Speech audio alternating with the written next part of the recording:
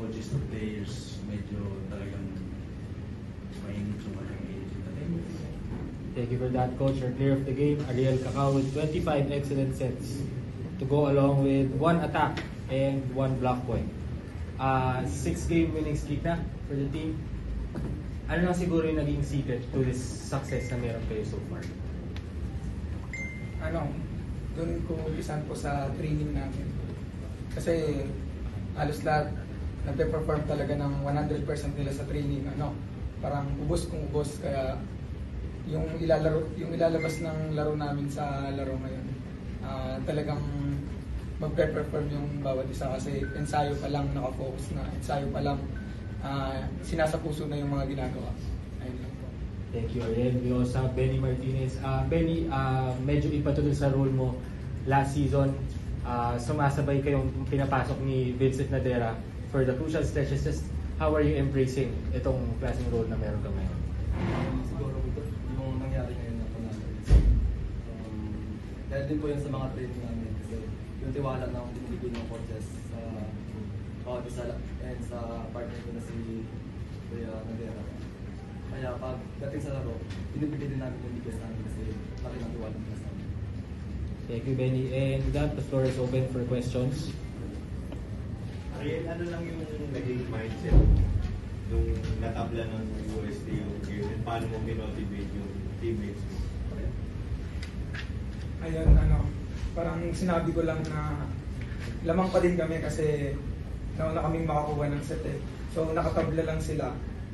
Kailangan lang namin magtrabaho lang ulit at ibalik lang yung kumpiyansa na ginawa namin. At dikit lang din naman yung second set, hindi kami masyadong naiwan nila. Pero nakuha lang nila. Ayun lang. Coach, nung last set, nagdamay ng sa blocks. I think it's 6-1 and 7-1. So, what do you think about that increase na defense mo last set para ma-feel mo dito? Nabasa lang siguro natin si Yampaw sa mga binibigay niya mga sets, tsaka yung scouting na ginawa namin sa mismong wing spikers and also the leads and blocker. Kaya siguro naging mas napunta sila dun sa moment na alam lang namin gawin kung paano sila i-stop. Kaya siguro naging successful yung blockings na.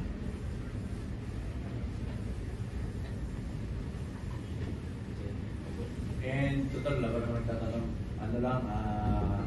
Gusto ko lang i-grab yung opportunity na mag-thank you sa mga pinsan ko na all the way from New Zealand at Australia na nanood dito sa UAE Season 96.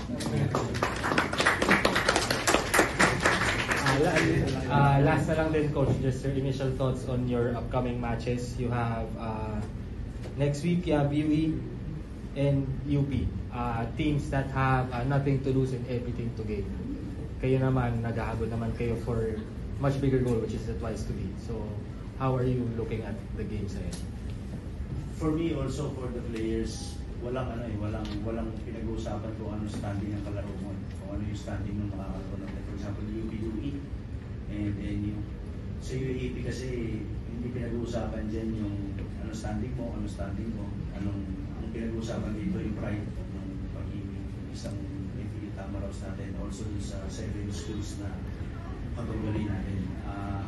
Yung respect ng bawat isa, yun ang dapat laging nandun. Kaya, yun, siguro wala nang didigil. Dire-diretso lang yung trabaho hanggang sa matapos yung season 86. Thank you, everyone. Coach, last coach, for coach at sa player, siguro lang din po yung thoughts niya na laki na ng supporter na nakuha from the FEU community na nakatapat talaga din sa UST crowd for today's match po. Ayun, parang pampataas din na kumpiyansa sa mga players, yung mga sumuporta ngayon. Tsaka thank you po dun sa nagli-lead na manginggan nyo ng mga estudyante ng FEU na manood at sumuporta sa FEU. Ano yun? FEU? Hindi, yung isa ko. Tambayers, FEU Tambayers. Ayun po yung talagang shoutout po dun sa FEU Tambayers. Thank you po.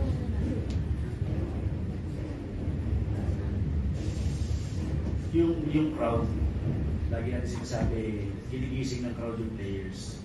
Pero sa amin, sa players, dapat gisingin din natin yung crowd. Kasi kung maglalaro tayo ng, alam mo yun, yung hindi nila na-expect, siyempre mabababa rin yung pag-share nila sa atin. Kaya maraming salamat sa kanila. And bibigay namin yung 100% ng maibibigay namin sa lahat ng mga kalaro namin. Kaya thank you sa FEU community na lagi nandyan. Okay, and if we have no more questions, Coach, players.